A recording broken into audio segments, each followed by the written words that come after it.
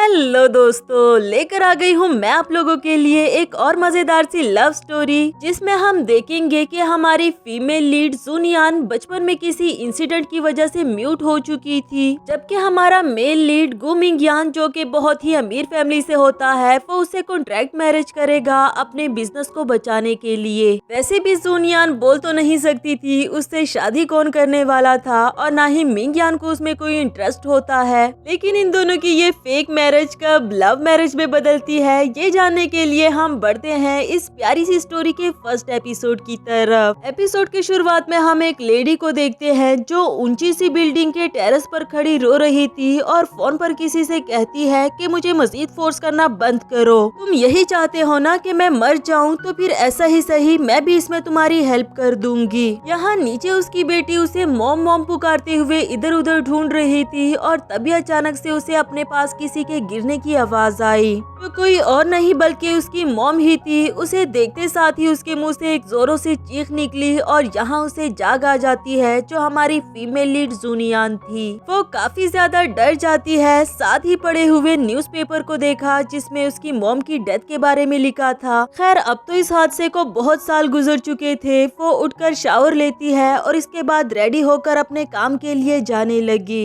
यहाँ रास्ते में ही उसे एक लेडी मिलती है जो कहने लगी कि जुनियान, काफी टाइम हो गया हमने एक दूसरे को देखा नहीं। जैसा कि जुनियान म्यूट थी, वो इशारों इशारों में ही पूछने लगी कि तुम यहाँ पर क्या कर रही हो, जिस पर वो लेडी कहती है कि मैं यहाँ तुम्हारे फादर के बिहाफ पर तुम्हें बताने आई हूँ कि हमारी कंपनी जिनलिन को कुछ फाइनेंशियल क्राइसिस का सामना है, इसलिए ये स्पेशल चिल्ड्रन वाला स्कूल जिसे तुम चला रही हो वो इसे भेजना चाहते हैं। जुनियान बोली कि बिल्कुल भी नहीं, ये स्कूल मेरी मॉम ने बनवाया था और डैड का इससे कोई भी लेना देना नहीं। जिस पर वो लेडी बोली कि ये लैंड तो तुम्हारे डैड की ही है ना, खैर तुम इस बारे में मेरे साथ चलकर अपने डैड से बात क्यों नहीं कर लेती। जुनियान भी उसकी बात मानकर उसके साथ चलने लगती है। फिर थोड़ी ही ड्राइव के बाद वो उसे एक सुनसान जगह पर ले आई, जहाँ वो गाड़ी को खड़ी कर देती है। जुनियान इशारा करते हुए पूछने लगी कि क्या हुआ, जिस पर वो कुछ भी नहीं बताती, लेकिन तभी दूसरी कार से दो लड़के उसकी तरफ आते हैं जिसने उसे यहाँ पर बेहोश कर दिया। आखिर ये उसकी स्टेप मॉम थी और इसे तवक्को भी क्या की जा सकती है। उसे बेहोश कर लेने के बाद अपने साथ गाड़ी में कहीं पर ले जाने लगी। नेक्स्ट सीन रात का दिखाया गया, जहाँ जुनियान को होश आता है और उसने अपने आप को किसी एक अनजान से रूम में देखा, तो वो समझ गई थी कि उसकी स्टेप मदर उससे क्या चाहती है। दूसरी तरफ उसकी स्टेप मॉम एक बहुत बड़े बिजनेसमैन का वेट कर रही थी और उसके आने पर कहती है कि मिस्टर जू, आपके लिए रूम रेडी हो चुका। जैसा कि आपने मुझसे वादा किया था कि आप फाइनेंशियल क्राइसिस में हमारी हेल्प करेंगे, अब आपको भी अपना वादा पूरा करना होगा। मिस्टर जू भी उसकी बातें सुनकर खुश हो गया। वो लेडी कहती है कि मेरी स्टेप डॉटर बोल नहीं सकती, इसलिए वो चीख भी नहीं पाएगी। नेक्स्ट सीन में हमारे मेल लीड गु मिंगयान को दिखाया गया, जो कि आज एक होटल में ठहरा हुआ था। वेटर उसके लिए खाना लेकर आया और वो कहता है कि ठीक है, रख दो यहाँ पर, मैं खा लूंगा। लेकिन वेटर के इरादे कुछ ठीक नहीं लगते। यहाँ मिस्टर जू जब अपने रूम में आया तो वो देखता है कि जुनियान यहाँ पर नहीं थी, क्योंकि वो विंडो से भाग चुकी। उसने जल्दी से अपने आदमियों को उसे ढूंढने के लिए कहा और सभी उसे ढूंढने लग जाते हैं। जुनियान फिलहाल तो एक सेफ जगह पर होती है, लेकिन वो यहाँ से बाहर निकलने की ट्राई करना चाह रही थी और इसी कोशिश में उसे दोबारा से उन आदमियों ने देख लिया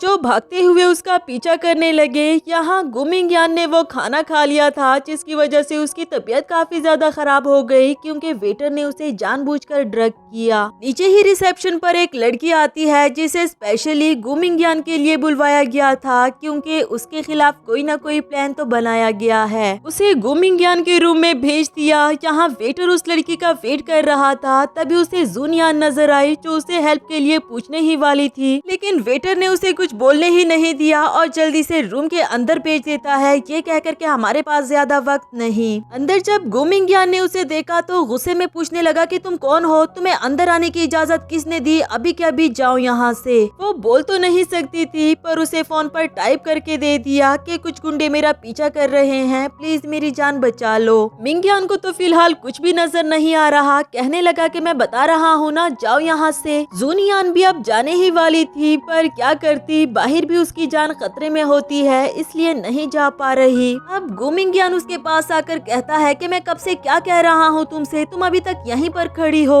जुनियान को भी डर लगने लगा कि कहीं इसके शोर की वजह से कोई मुझे देख ही ना ले उसके मुंह पर हाथ रख देती है और काफी देर तक उसे संभालती रही। लेकिन अनफॉर्चुनेटली मिंगयान अब पूरी तरह से ड्रग हो चुका था। वो जूनियान की तरफ अट्रैक्ट होने लगता है और फिर वो बिल्कुल वैसा ही करने लगा जैसा एक ड्रग पर्सन कर सकता था। विंडो से ही ये सारा सीन ड्रोन के थ्रू कैप्चर किया जा रहा होता है। आखिर ये उसके खिलाफ साजिश जो थी, जूनियान ने खुद को उसे बचाने के लिए उसे एक जोरों की चक्की काटी, उसे कुछ दे मारने वाली थी पर इससे पहले ही मिंगयान बेहोश हो गया, इसलिए वो उसे छोड़कर भाग जाती है। यहाँ नीचे उसके पास से वही लड़की गुजरी जिसे स्पेशली मिंगयान के लिए हायर किया गया था। नेक्स्ट सीन अगली सुबह का दिखाया गया और आज एक बहुत बड़ी ब्रेकिंग न्यूज थी कि हमारे मिंगयान को कंपनी का सीईओ बना दिया गया है। आज उसके ऑफिस का फर्स्ट डे था। वो काफी एटीट्यूड के साथ आता है। यहाँ रिपोर्टर्स उससे तरह तरह के क्वेश्चन करते रहे पर वो किसी को भी भाव नहीं देता। उधर मीटिंग रूम में कुछ शेयर होल्डर्स मिंगयान के अंकल होंग्यो से कहते हैं कि अगला सीईओ तो तुम्हें बनना चाहिए था, तुम्हारे डैड ने तुम्हारे साथ नाइंसाफी कर दी। खैर हम लोग तुम्हें सपोर्ट करते हैं। ऐसा लग रहा था कि होंग्यो भी मिंगयान के सीईओ बनने से खुश नहीं, पर क्या करता, जबकि मिंगयान बहुत ही एटीट्यूड के साथ आकर इन सबको कुछ डॉक्यूमेंट्स पढ़ने के लिए कहता है, ये कहकर के अगर किसी को कोई ऑब्जेक्शन है तो अभी ही मुझे बता दो।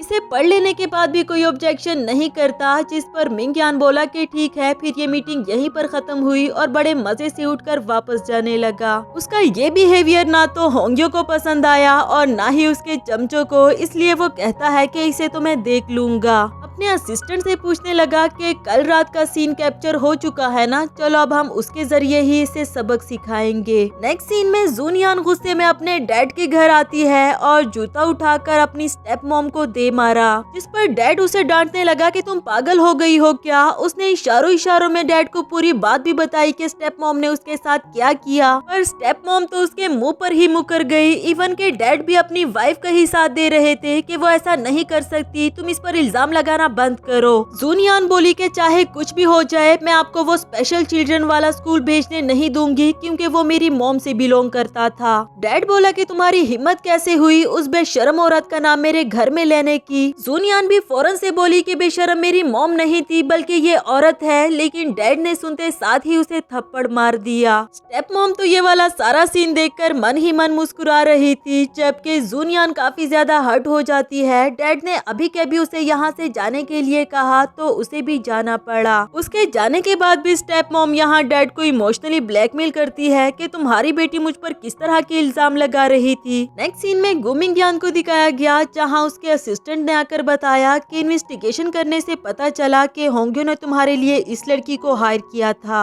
मिंगयान ने जब उसे देखा तो कहने लगा कि नहीं ये वो लड़की नहीं थी। असिस्टेंट शन भी हैरान हो गया कि ऐसा कैसे हो सकता है और मिंगयान बोला कि मैं कह रहा हूँ ना ये वो लड़की नहीं, तुम जाकर अच्छे से इन्वेस्टिगेट करो। नेक्स्ट सीन में डैड अपनी वाइफ लिनियो को लाकर पूछता है कि जो मैं पूछने वाला हूँ उसका हाँ या ना में जवाब देना कि क्या जो जूनियान कह रही थी वो सच है या नहीं। अब लिनियो भी उसे आराम से बिठाकर समझाने लगी कि देखो ऐसी भी कोई बात नहीं, मिस्टर जू तुम्हारी बेटी जूनियान को लाइक करता है, अगर इन दोनों की शादी हो भी जाए तो इसमें मसला क्या था। डैड ये सुनकर थोड़ा सा गुस्सा तो जरूर दिखाता है पर वो इसे समझाते हुए कहने लगी कि वैसे भी तुम्हारी बेटी बोल तो नहीं सकती, उसे शादी कौन करने वाला है, तो क्या अच्छा नहीं कि उसकी शादी मिस्टर जू से हो जाए, इस तरह हमारी कंपनी भी बैंकरप्ट होने से बच जाएगी। अभी उसकी बेटी लूशा अंदर आते हुए कहती है कि मॉम डैड ये देखो ये तो जूनियान ही है ना जिसकी पिक्चर होंग्यो ने वायरल कर दी थी। यहाँ होंग्यो भी मिंगयान से कहता है कि तुम्हारी इस हरकत की वजह से बोर्ड के मेंबर बहुत ही ज्यादा गुस्से में हैं, इससे पहले कि वो तुम्हें इस पोजीशन से हटाए तुम खुद ही रिजाइन दे दो। ग्रैंडपा को मैं समझा दूंगा,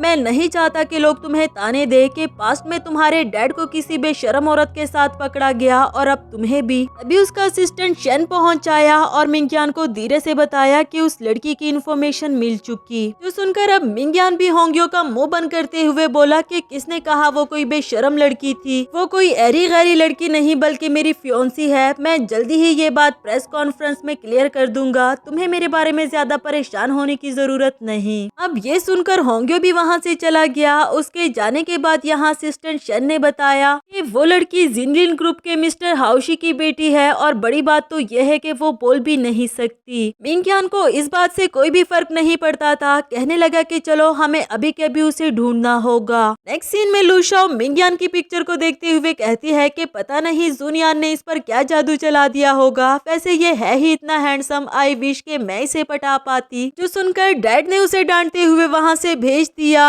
यहाँ लिन्यो कहने लगी कि वैसे मुझे लगता है कि मिंगयान और जुनियान के बीच में कोई ना कोई रिलेशनशिप तो जरूर होगा। पास्ट में उसके डैड ने तुम्हारी वाइफ के साथ चक्कर चलाया और अब उसका बेटा तुम्हारी बेटी के साथ रिलेशनशिप निभा रहा है। इन बातों ने तो डैड को और भी ज्यादा गुस्सा कर दिया। वो इस पर गुस्सा करते हुए वहाँ से चला गया। लेकिन लिन्यो तो चाहती ही यही थी कि डैड जुनियान से और भी ज्यादा नफरत करने लगे। नेक्स्ट सीन में मिंगयान को दिखाया गया जिसने असिस्टेंट शन को अपने साथ जाने से मना कर दिया, ये कहकर के मैं उस लड़की से अकेले ही मिलने जाऊंगा। यहाँ लिन्यो वैसे तो जुनियान से ये पूछने के लिए आई थी कि तुम्हारा मिंगयान के साथ क्या रिलेशनशिप है, पर बातों ही बातों में उसे एक दफा दोबारा से किडनैप कर लेती है क्योंकि वो हर हाल में उसे मिस्टर जू के हवाले करना चाहती थी ताकि वो जिनलिन कंपनी को बचा सके। उसे ऐसे जबरदस्ती ले जाते हुए यहाँ मिंगयान देख लेता है। फिर गाड़ी में ही उनका पीछा करने लगा क्योंकि उसे कुछ न कुछ गड़बड़ लग रही थी। एक लंबी ड्राइव कर लेने के बाद वो लड़के उसे मिस्टर जू तक ले आते हैं और फाइनली जुनियान को उसके हवाले कर दिया। मिस्टर जू को तो लगा कि आज उसकी किस्मत चमक गई, जबकि उसके चमचे यहाँ ड्रिंक करने में मसरूफ हो जाते हैं। तभी जुनियान ने उसे ऐसे खतरनाक जगह पर दे मारा कि उसके मुंह से तो आवाज भी नहीं निकल रही थी, जबकि वो फौरन गाड़ी से बाहर निकलकर भाग गई। बड़े मुश्किल से मिस्टर जू अपने चमचों तक पहुंच आया और उन्हें बताया कि जल्दी से उस लड़की को पकड़ो। वो यहाँ से भाग गई। वो लोग भी जल्दी से उसे पकड़ने के लिए निकल पड़े। काफी देर तक ये भागम भाग चलती रही। तभी सामने से जुनियान को अपनी तरफ कोई आता हुआ नजर आया और इसी के साथ हमारा ये वाला एपिसोड यहाँ पर खत्म हुआ।